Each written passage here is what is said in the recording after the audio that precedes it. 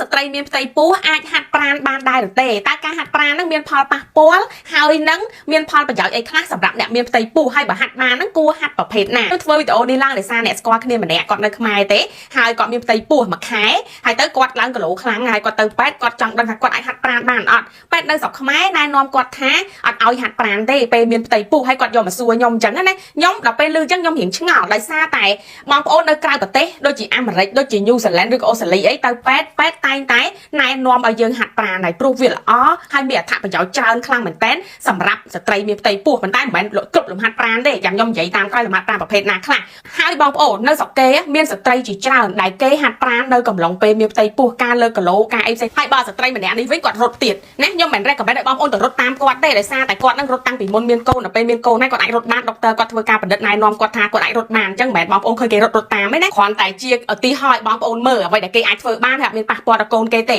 ហើយដល់តាំងពីកូនគេមិនទាន់កើតដល់កើតហើយមានសុខភាពល្អទៀតផងព្រោះថាការហាត់ប្រាណនៅក្នុងកំឡុងពេលមានផ្ទៃពោះគឺមានអត្ថប្រយោជន៍ខ្លាំងមែនទែនទី1គឺជួយ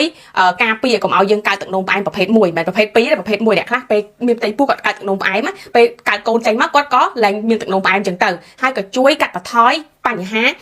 depression ឬក៏បាក់ទឹកចិត្តនៅក្នុងកំឡុងពេលមានផ្ទៃពោះផងដែរហើយវាមានអត្ថប្រយោជន៍ច្រើនខ្លាំងមែនទែនសម្រាប់ដល់ការរីកលូតលាស់របស់ទារក